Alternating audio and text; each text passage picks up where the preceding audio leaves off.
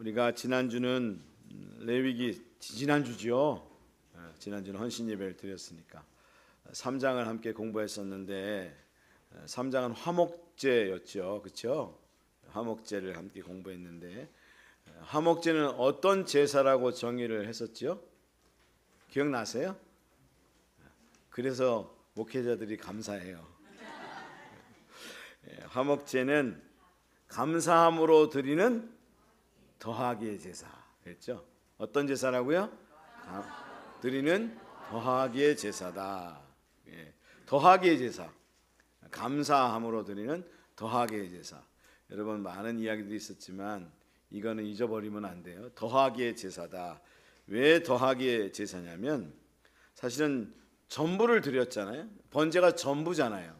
원래 번제가 전부를 드리는 제사라 그랬는데 전부를 드렸는데 거기에 더하기를 해서 드리는 제사라는 거예요. 무슨 얘기냐면 번제를 드린 그 번제물이 타고 있는 그 위에다가 더 고기를 드려서 그렇게 기름과 콩팥을 드려서 하나님 앞에 올려드리는 제사니까 더하기의 제사인데 그 더하기의 제사를 우리가 하나님 앞에 드리는데 여러분 우리는 다 드렸는데 어떻게 더 드릴 수 있어요? 그렇잖아요. 그래서 누가 오셨다고요? 예수님이 오셨다고요. 그래서 예수님이 화목제물이 되게 하시기 위해서 이 땅에 오신 거다. 그래서 우리도 화목을 만들어가는 사람들이 되어야 한다. 그렇게 말씀을 했는데 그럼 어떤 사람이 화목한 삶을 살아가고 그런 삶을 살아가게 되느냐? 더 주면 된다. 그랬잖아요. 더 주면 된다. 근데 여러분 앞에도 말한 것처럼 우리가 이미 다 줬는데 뭘 더 줘요? 그래서 우리는 누가 필요해요? 예수님이 필요한 거예요. 난 다 줬어. 더 이상 난 널 용서할 수 없어. 근데 더 줘야 된대. 그래서 주님 앞에 기도할 수밖에 없는 거잖아요. 하나님 다 줬는데 더 달래요. 용서했는데 끝까지 용서해 달래요. 그래서 주님의 은혜가 필요해요. 그래서 우리는 주님의 은혜를 구할 수밖에 없고 그래서 은혜를 받은 사람만이 화목하고 용서해주고 나눠주는 삶을 살아갈 수 있는 거다. 여러분 우리가 그 사실을 깨닫고 여러분 정말 이 세상에서 화목의 제물로서 예수님처럼 삶을 살아가는 시온예비교회 성도들이 다 될 수 있기를 주님의 이름으로 축복합니다. 그러면 이제 오늘 말씀은 속죄제에 대한 속죄제 제사에 대한 이야기를 함께 공부할 텐데요. 지금 이제 우리가 지금 5가지 제사를 계속 공부하고 있어요. 근데 사실 이것은 우리가 하나님 앞에 나와 예배를 드릴 때에 모든 각자 제사가 있지만 사실 이 모든 것이 이 예배 가운데 우리가 드려진 예배 가운데 다 들어가 있어야 된다라고 하는 거예요. 그래서 오늘 속죄제 제사를 레위기 4장 1절부터 5장 13절까지의 말씀을 통해서 다루고 있는데 속죄제 제사의 특징을 한마디로 말한다면 뭐라고 말할 수 있느냐 따라하겠습니다. 진영 밖에서 태워지고 향기가 없는 제사이다. 다시 한번 진영 밖에서 태워지고 향기가 없는 제사이다. 진영이라고 하는 건 무슨 얘기냐면 이스라엘 백성들이 살고 있었던 그 진영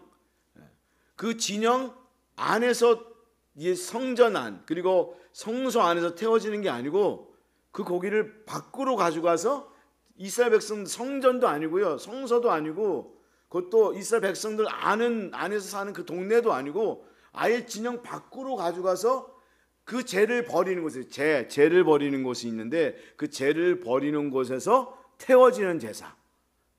그래서 진영 밖에서 태워지고 향기가 없는 제사가 속죄제의 제사이다. 이거 여러분 다음 주에 또 물어볼 건데 어떤 제사라고요? 진영 밖에서 태워지고 향기가 없는 제사가 속죄제이다 라고 하는 거죠. 그래서 오늘 우리가 레위기 4장 1절부터 5장 13절의 말씀을 통해서 속죄제 제사에 대한 성경 공부를 하게 될 텐데 속죄제는 어떤 제사인가 하면 죄 지은 인간이 핵심이 죄 지은 인간이에요.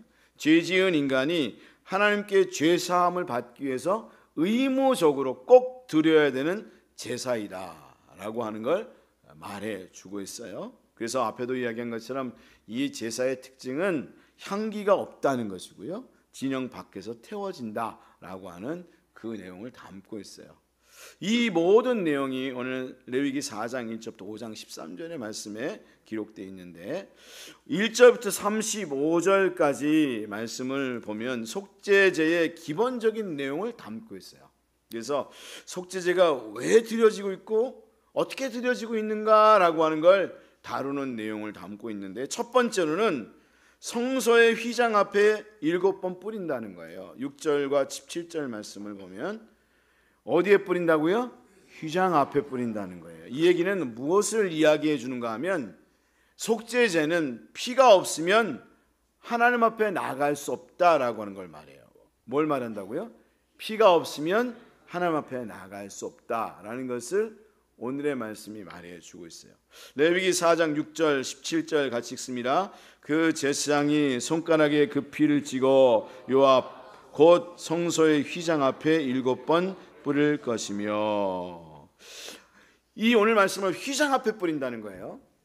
이게 다른 거예요. 다른 제사와 다른 게, 사실 속죄제를 드릴 때에 제물을 드리는 자가 다른 제사와 동일해요. 그 머리에, 그 제물의 머리에 안수하고 그것을 잡고 제사를 드리는 건 똑같아요. 그리고 다른 제사는 피를 제단 사방에 뿌리는데, 오늘 말씀은 속죄제는 특별히 대제사장과 기름 부은 제사장이 지성소 안으로 들어갈 때 하는 행위예요. 그럼 그걸 어디 앞에 뿌리냐? 휘장 앞에 7번 뿌린다는 거예요. 그럼 왜 휘장 앞에 7번 뿌리는가라고 하는 걸 알아야 되는데, 휘장은 여러분 뭘 가로막는 거죠? 바로 성소와 지성소가 있잖아요. 성소와 지성소가 있는데 성소와 지성소를 가로막는 거란 말이죠.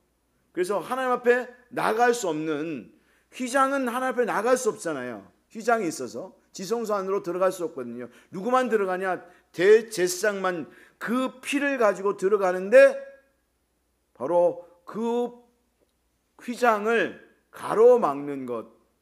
근데 그 휘장 안으로 들어갈 수 있는 것은 무엇으로만이 가능하냐? 피만이 가능하다. 피가 없으면 그 누구도 하나님 앞에 나아갈 수 없는 거다라는 걸 말해 준다는 거죠. 바로 오늘의 말씀이 말해주는 것은 피가 없으면 죄사함이 없다는 것이고, 피가 없으면 그 누구도 하나님 앞에 나아갈 수 없는 거다. 바로 하나님께서는 예수님의 피를 보고 용서하시는 것이다 라고 하는 걸 말해주고 있는데, 오늘 6절과 17절 말씀에만 휘장 앞에 피를 뿌리는 이야기가 나오는 것은, 족장이나 평민은 하나님 앞에 나갈 수 없었거든요.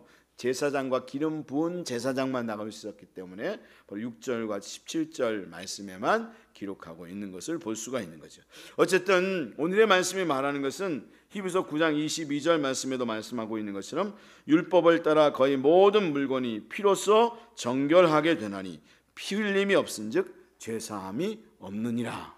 그래서 여러분, 예수의 피가 없으면 우리는 그 누구도 하나님 앞에 나아갈 수 없는 거다. 그러니까 우리가 죄 지은 인간이 하나님 앞에 나아가게 되는데, 오늘도 여러분이 하나님 앞에 나와 예배를 드리고 있어요. 여러분 무엇 때문에 하나님 앞에 나아갈 수 있고 하나님 앞에 예배 드릴 수 있는 거죠? 바로 예수님의 피 때문에. 예수님이 여러분을 위하여 십자가에 달려 죽으시고 피 흘림을 통해서 그 보혈의 은혜를 가지고 우리가 지금도 하나님 앞에 나아가 예배 드리고 있는 거다라는 사실을 여러분이 알아야 된다라고 하는 거죠.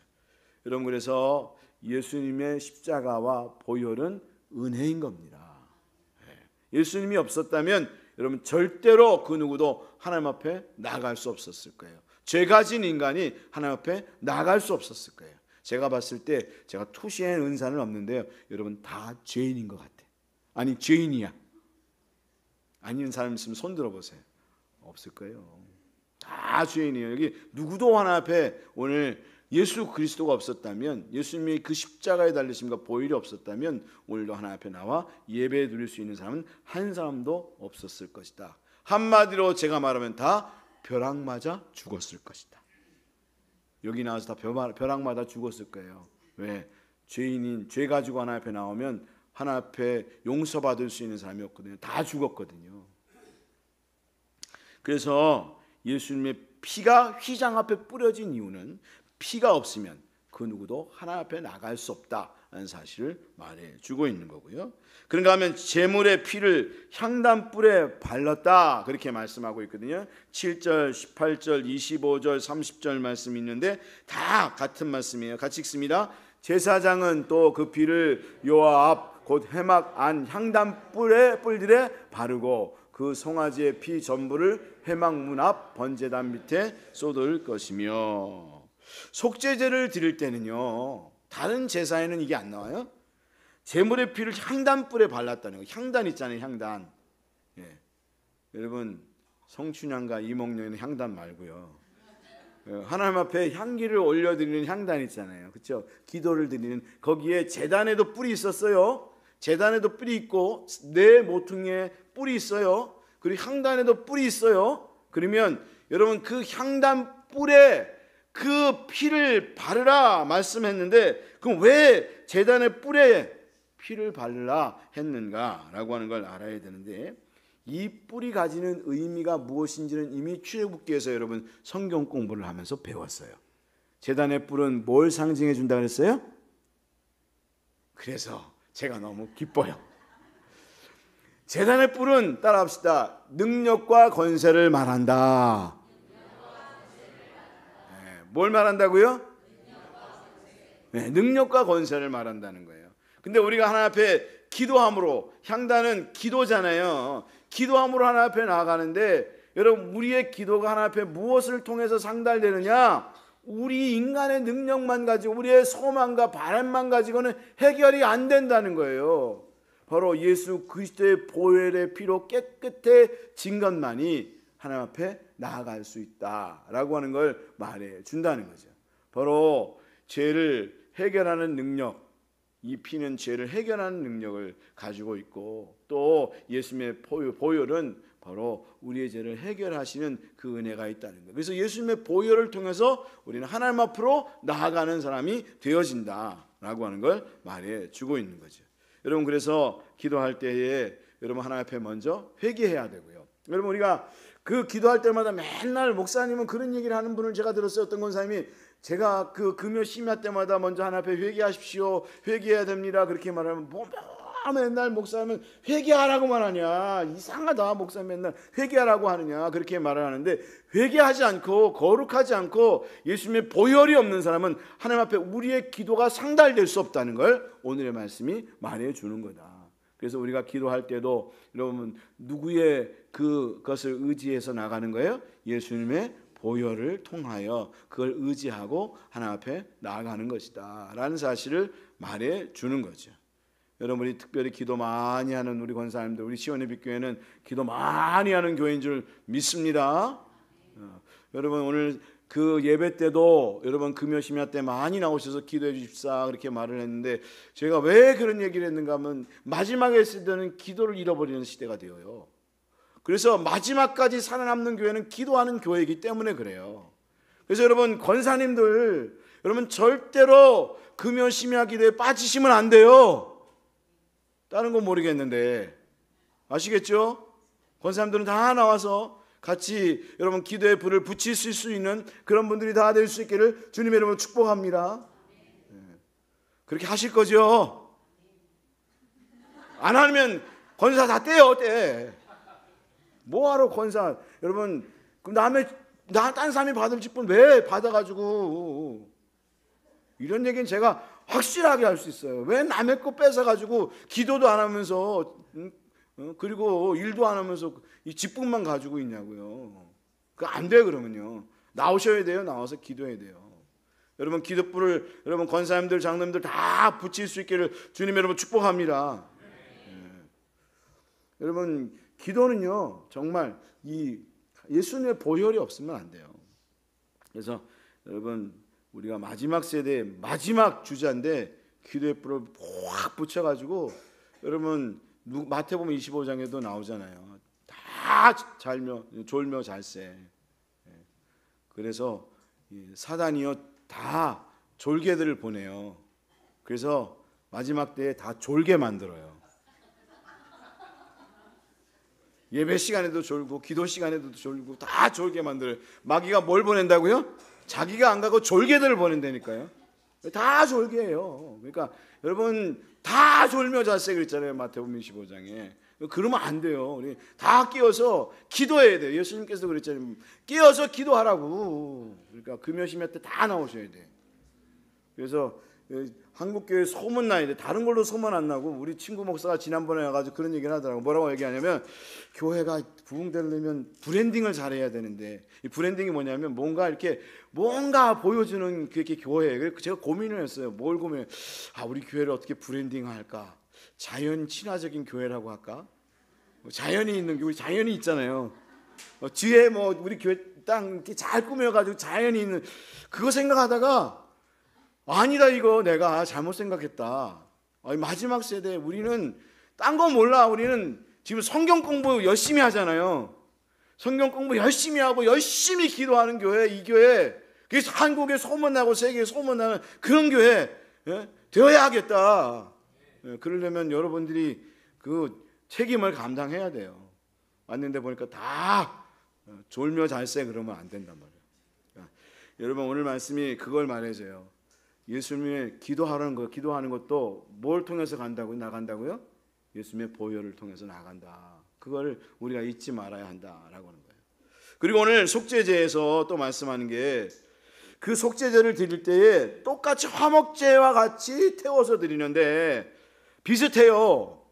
8절부터 12절 말씀 그리고 9절, 19절부터 21절, 26절, 31절, 35절 말씀을 보면 속죄제는 기름과 두 콩팥만 번제단 위에서 태워지고 모든 고기는 진영 바깥에서 불사른다는 거예요.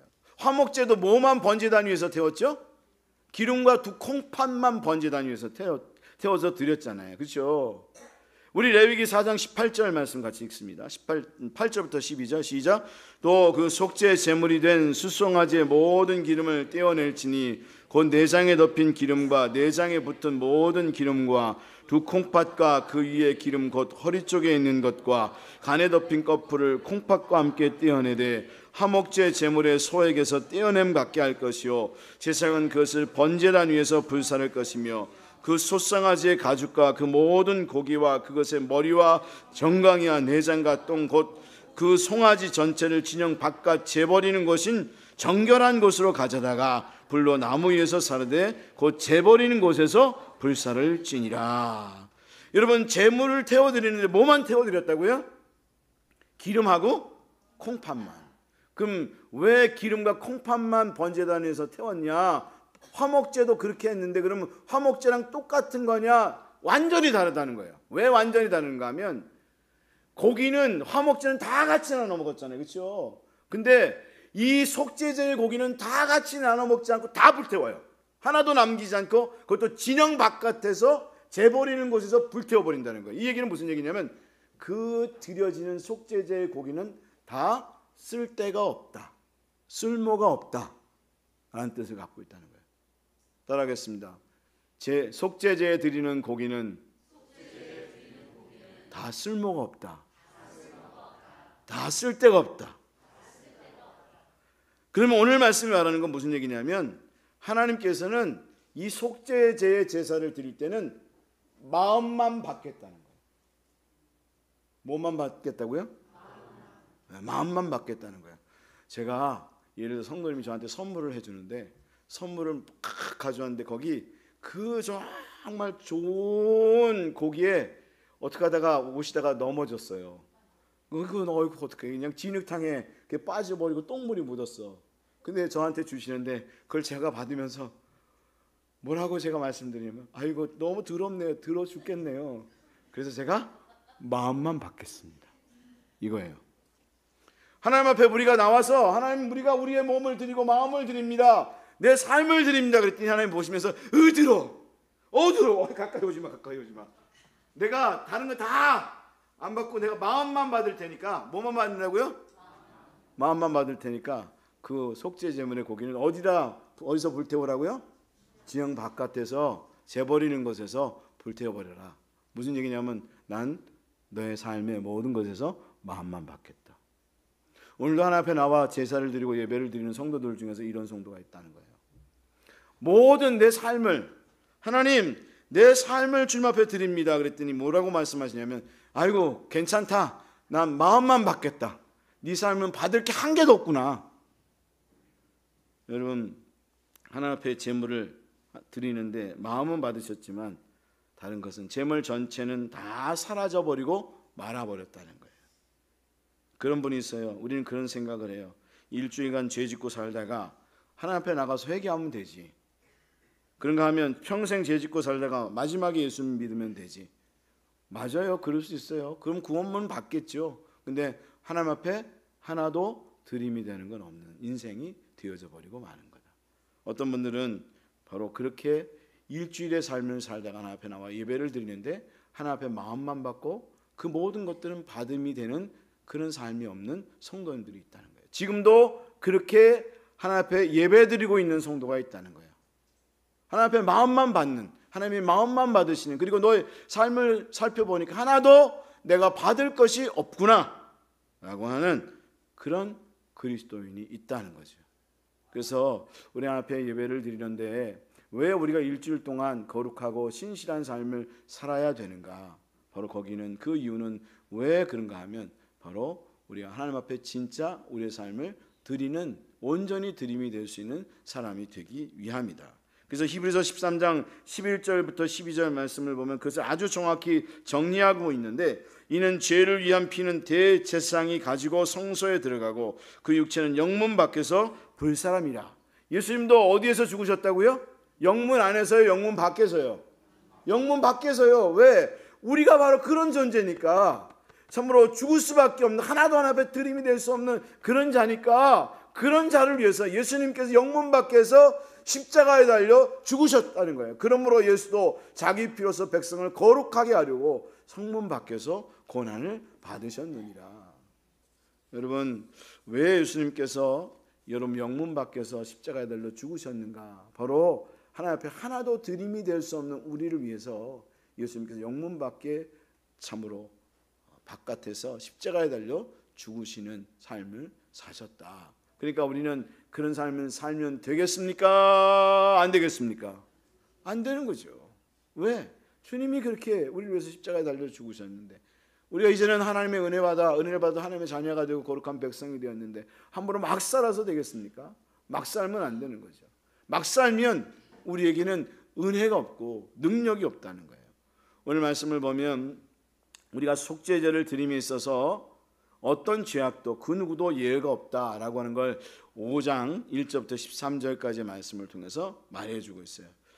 5장 1절부터 13절까지는 뭘 말하고 있다고요? 속죄제를 드림에 있어서 어떤 죄악도 그 누구도 예외가 없다. 다 하나님 앞에 죄악을 회개하고 하나님 앞에 그 죄를 회개하고 드림이 되는 사람이 되어야 한다라고 하는 걸 계속해서 말해주고 있다는 거죠. 우리 반복해서 같이 한번 읽겠습니다. 속죄제를 드림에 있어서 어떤 죄악도 그 누구도 예외가 없다. 그래서 그게 1절부터 6절까지의 말씀이에요. 그 어떤 죄악도 예외가 없다는 거예요. 그게 4장 13절부터 14절, 22절, 27절, 5장 3절까지의 말씀을 보면 부지중에 지은 죄도 핑계될 수 없다.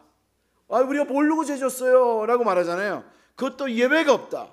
그런가 하면 1절 말씀을 보면 죄를 짓도록 방관하는 것도 핑계될 수 없다. 레위기 5장 1절 같이 읽습니다. 만일 누구든지 저주하는 소리를 듣고서도 증인이 되어 그가 본 것이나 알고 있는 것을 알리지 않으면 그는 자기의 죄를 져야 할 것이요 그 허물이 그에게로 돌아갈 것이며. 다른 사람이 저주하는 소리를 했어. 근데 그냥 내버려뒀어. 그것도 다시 말하면 죄를 짓는 것을 방관하는 것도 죄다. 그런가 하면 부정한 것을 만지는 것도 죄다. 2절부터 3절 말씀을 보면 부정한 것을 만지는 것도 죄다. 4절 말씀을 보면 말실수하는 것도 죄다. 다시 말하면 하나님 앞에 어떤 죄악도 하나님 앞에서는 다 죄값을 치러야 한다. 어떤 죄악도 잘못을 하면 그냥 용서가 안 되고 다 죄값을 치러야 한다. 그래서 예수님의 보혈이 필요한 것이고, 그래서 예수님의 죽음이 은혜인 것이다 라는 사실을 말해 주는 거죠. 그러니까 5장 7절부터 13절까지의 말씀을 보면 죄를 회개하면은 그 누구도 예외가 없다. 그걸 말해줍니다. 죄를 회개하면은 뭐라고요? 그 누구도 예외가 없다. 지성호 목사도 죄를 지으면 회개해야 한다. 저기 앉아 계신 장로님도 죄를 지으면 어떻게 해야 된다? 회개해야 된다. 부자도 회개해야 되지만 가난한 자도 회개해야 된다. 그걸 오늘 말씀이 말해주고 있는데, 뭘 통해서 말해주는가 하면, 그 사람이 힘이 없어, 다시 말하면 하나님 앞에 드릴 제물이 가난해서 바칠 만한 능력이 없어. 그래서 미치지 못하면 제사를 안 드려도 되냐? 아니라는 거예요.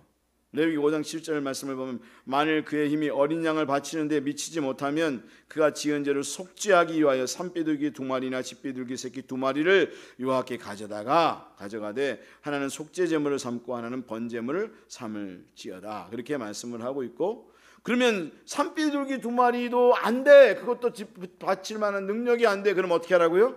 레위기 5장 11절 상반절 말씀을 보면 뭐라고 말씀해서 같이 한번 읽겠습니다. 만일 그의 손이 산비둘기 2마리나 집비둘기 2마리에도 미치지 못하면 그의 범죄로 말미암아 고운 가루 10분의 1 에바를 가져다가 속죄 제물로 드리되. 이 산비둘기도 집비둘기도 안 되면 뭘 드리라고요? 고운 가루 10분의 1 에바를 가져다 속죄 제물로 하나님 앞에 드려야 된다. 누구도 죄를 회개하는데 하나님 앞에 나아가 죄를 회개하는 제사를 드리고 예배를 드리는데 예외가 없다. 그 누구도 죄를 회개함에 있어서 누구도 예외가 없다라는 사실을 말해주고 있다는 거죠. 우리는 하나님 앞에 나와 예배를 드리는데 예배 행위의 가장 중요한 부분 중에 하나가 뭐냐면 죄를 회개하고 하나님 앞에 용서함을 받는 겁니다. 그리고 그걸 통해서 누가 이 땅에 오셨는가 하면 예수님께서 이 땅에 오셨고, 바로 우리의 죄를 예수님의 그 십자가의 보혈을 통해서 깨끗하게 해주시고 구원해 주시는 역사를 허락해 주시고 있는 거고, 오늘도 우리는 그것으로 인해서 오늘도 예배를 드리면서 바로 우리의 죄를 하나님 앞에 회개함을 통해서 하나님의 은혜를 누리게 되어지는 것이다. 여러분, 오늘도 하나님 앞에 나와 우리의 죄를 회개하고 하나님 앞에 예배를 통해서 우리 은혜를 받고 있는 줄 믿습니다. 할렐루야. 그래서 오늘도 우리는 기도함으로 하나님 앞에 나아가는 겁니다. 뭐로 인해서? 예수님의 보혈로 인해서 하나님 앞에 나아가고 우리의 기도도 하나님 앞에 상달되게 되는 역사를 있게 하는 거죠. 근데 우리가 당연히 그러니까 우리는 감사해. 감사하고 하나님 앞에 영광 돌리는 예배를 드려하고 막 은혜 받고 끝나는 것으로 되면 안 된다는 거예요. 오늘 말씀이 말해주는 건 뭐냐면, 네가 이 세상에서 거룩한 삶을 잘 살아야 되는데, 사실 어떻게 보면 11절의 핵심 구절이에요. 11절 하반절 우리 같이 한번 읽겠습니다. 시작. 속죄제인즉 그 위에 기름을 붓지 말며 유향을 놓지 말고. 속죄제는 뭘 놓지 말라고요? 기름을 붓지 말래요. 그리고 거기에 유향 뭘 놓지 말라고요? 유향을 붓지 말라고요. 그럼 왜 여기에 속죄제에는 기름을 붓지 말고 유향을 놓지 말라고 했을까? 그 이유를 잘 알아야 되는데요. 왜 그런가 하면 바로 그 속죄제는 하나님께 드릴 수 있는 향기가 없기 때문이라는 거예요. 뭐가 없기 때문에? 하나님께 드릴 향기가 없어.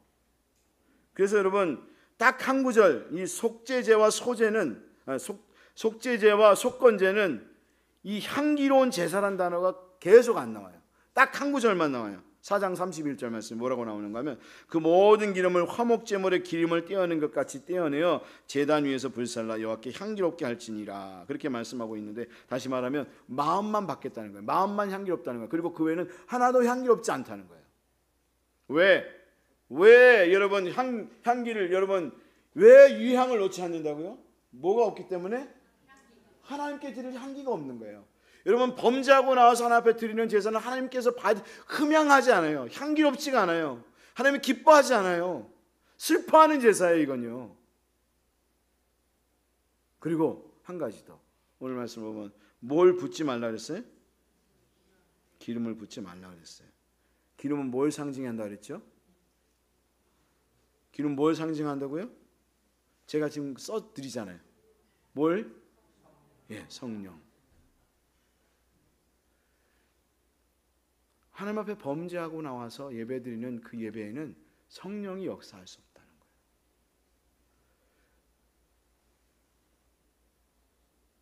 하나님 앞에 범죄하고 드려지는 예배에는 성령이 역사할 수 없다는 거예요.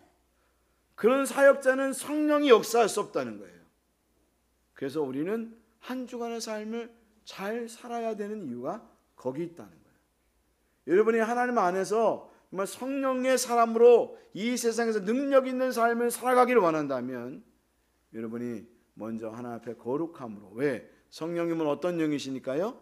거룩의 영이시니까요. 거룩한 영이시기 때문에 우리가 하나님 앞에 거룩한 삶을 살아가는 삶을 살아가야 하는 이유가 거기 있는 거다.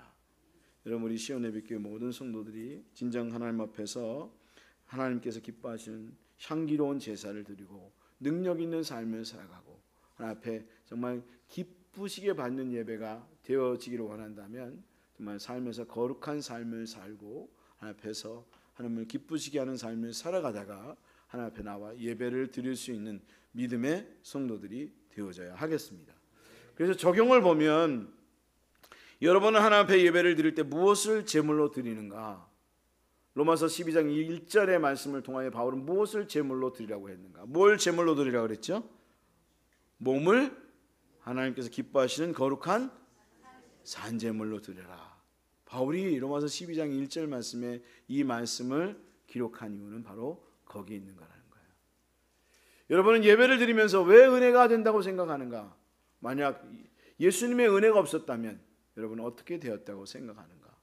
여러분, 하나님 예수님께서 십자가에 달려 죽으시지 아니하시고 보혈을 흘려주지 않았다면 여러분은 오늘도 하나님 앞에 나와 예배를 드릴 수 있었겠습니까? 여러분, 살아서 돌아갈 수 있었겠습니까? 분명히 여기 다 죽어서 여러분 하나님 앞에 드림이 되지 못하고 오히려 저주를 받게 되는 그런 경험을 할 수밖에 없었을 거예요. 그래서 예수님이 십자가의 사건이 은혜고 예수님의 보혈이 은혜인 거다.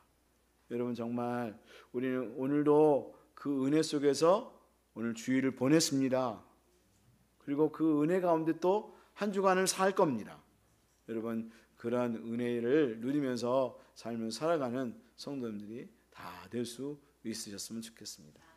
사람들이 그렇게 말을 해요. 뭐 어차피 사는 인생인데 막 살면 어떠냐? 그렇게 살 수 없어요. 저도 그렇게 살 수 없는 중요한 이유가 있어요. 그렇게 한 주간 살잖아요. 그럼 설교하면서 죽을 써요. 죽은 안 쓴다 할지라도 등허리에 식은땀이 막 줄줄 흘러요. 여러분은 그게 느껴지세요? 안 느껴지시면 문둥병자예요. 감동도 없고 감각도 없는 거. 여러분, 하나님 앞에 나왔는데 괴롭지 않고 나왔는데 뭐가 문제야? 한 주간 막 엉망진창으로 살고 왔는데 뭐가 문제야? 그러면 여러분 문둥병자인 거예요. 제가 설교를 하는데 한 주간 잘 살지 못했을 때 제가 설교할 때 오히려 힘들어야 그게 정상인 거예요. 여러분, 우리가 진짜 그러한 은혜의 성도님들이 다 될 수 있기를 주님의 이름으로 축복합니다.